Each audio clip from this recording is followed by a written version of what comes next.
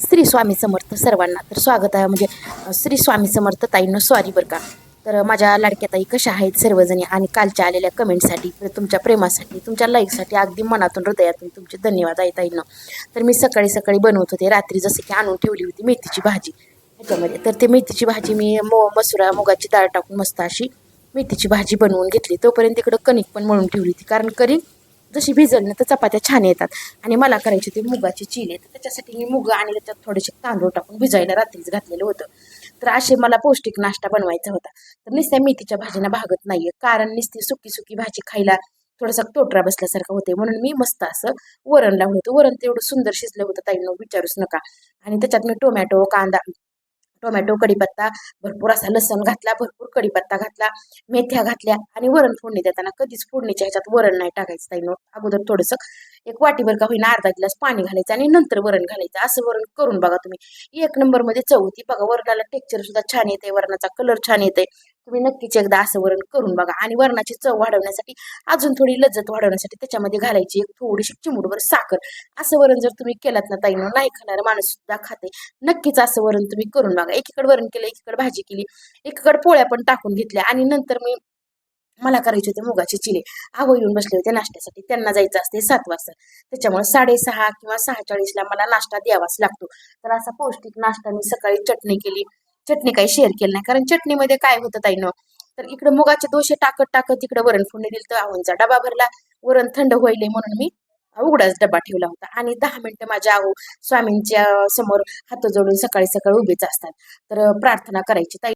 आणि प्रार्थना झाली आणि त्यांना मी नाश्ता दिला गरम गरम असा. हाय हॅलो मैत्रिणींनो, कशा आहेत सर्वजणी? मजेत ना? आणि मजेतच राहायचं. तर चला, मी अलका अलका मम्मी चॅनलमध्ये सर्वांचं सर्वप्रथम स्वागत करते. सर्वांना श्री स्वामी समर्थ. आज काय तर पिल्लूच्या हातची बिर्याणी, व्हेज बिर्याणी, जसं की तुम्हाला पूर्ण जसं दाखवलंय तसं व्यवस्थित करता येईन. एक नंबरमध्ये होती. 4 वाजल्यापासून करायची, जसं माझी लाईव्ह चालू झाली का तेव्हापासून करायला दोघी बी. जैनं बाहेरून आणण्याची मदत केली, ह्या दोघींनी म्हणून बिर्याणी करायला. तर थोडंसं फ्रेश झाले, आवरलं. खूप थकवा आला. तर आज थोडंसं तेल लावलंय डोक्याला, जरा चिपकू चिपकू दिसायलंय ना, तर म्हटलं थोडंसं तेल लावलं, थोडं थंड वाटतंय डोक्याला. रोज तर लावत नाही, म्हणून आज लावलंय बघा थोडंसं तेल असं. तर असं आहे आपलं संध्याकाळचं हे, जसं की हे पहा तुम्हाला सगळं सांगितलंय ना असं. तर एकदा करून बघा नक्कीच, एक नंबरमध्ये होती बिर्याणी. आता ते जे फ्रीजला ठेवलेलं आहे का, तर ते अर्धा तास ठेवायचं मॅरिनेट करण्यासाठी. तर ठेवलंय आता पिल्लू. चला लेकरांची आज काय केलं तर केक केलता बघा, ते पण दाखवते मी तुम्हाला, तुमच्यासोबत शेअर करते. थोडासा गर्दा होतंय, थोडंसं किचन आवरायला पण होतंय, पण चला शिकतेत काहीतरी लेकरं. आणि खाण्यासाठी घरगुती छान केलाय बघा. काय त्याला पिरॅमिडचा केक म्हणे, मला तर अजिबात नाही बघा आवडत ताई, पण लेकरांनी केला आहे. दाखवते. त्यांनी खाल्लाय, मला नाही आवडत, अजिबात आवडत नाही.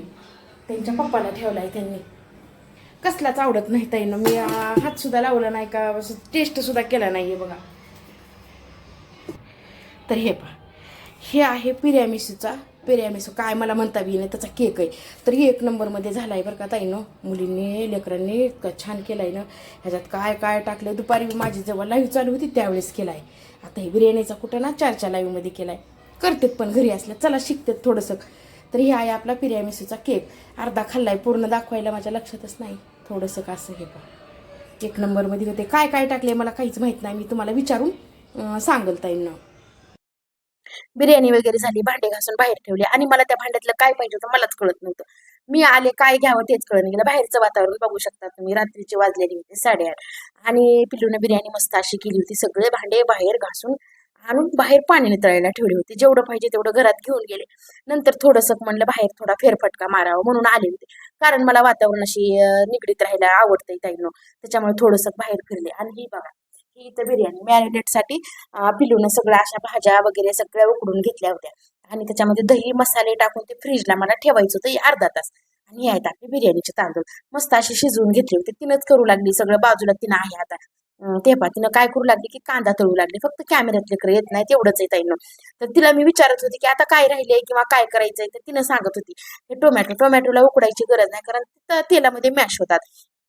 त्याच्यानंतर आपल्या अद्रक लसूणची पेस्ट तिनं थोडी ठेवली होती, ती टाकायची होती त्या टोमॅटोमध्ये. ती सांगत होती मला, तसं सांगत तसं मी तुम्हाला दाखवू लागली. मसाले ते पण ते टोमॅटोसाठीच ठेवलेले होते तिनं. तिला काय बिर्याणी करते ताईनं, एक नंबरमध्ये करते.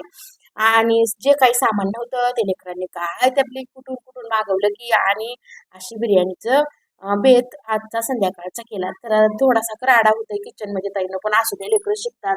लेकरांच्या हातचं आपल्याला पण खायला मिळतं या. तर असा कांदा व्यवस्थित तळून घेतला, तिनंच घेतलाय, मी कॅमेरा धरला होता. तर हे पहा, इथं मॅरिनेट केलेलं ह्याच्यात तिला टाकायचं होतं ते तेल. मला ती म्हणत होती तिथं हात लावू नकोस, कारण ते थंड होतं. मॅरिनेट केलेलं थंड होतं आणि तेल होतं गरम, ते हातावर उडून येण्याची भीती होती. आता हे त्याच्यात तेल टाकलं, आता डीप फ्रीजला ठेवून द्यायचं एक अर्धा तास. तर मी डीप फ्रीजला त्याला ठेवून दिलं ताईनं. एक नंबर मध्ये होती, नक्कीच करून बघा. तर चला, लेकरांनी अशी बिर्याणी केली आणि सुट्टी असली की लेकरांचं काही ना काहीतरी चालू असतंच आहे ताईनं. तर हे पहा, आपली सुंदर अशी बिर्याणी, किती टेक्चर छान आलंय, मस्त असं. थोडीशी कोथिंबीर बरी टाकली, सगळं पनीर होतं, थोडं सगळ्या पूर्ण भाज्या होत्या, सगळ्या टाकून घेतल्या व्यवस्थित. बघा आता तुम्हाला खालीपर्यंत दाखवते बिर्याणी, सगळ्या भाज्या व्यवस्थित शिजलेल्या होत्या, सुंदर झाली ती बिर्याणी.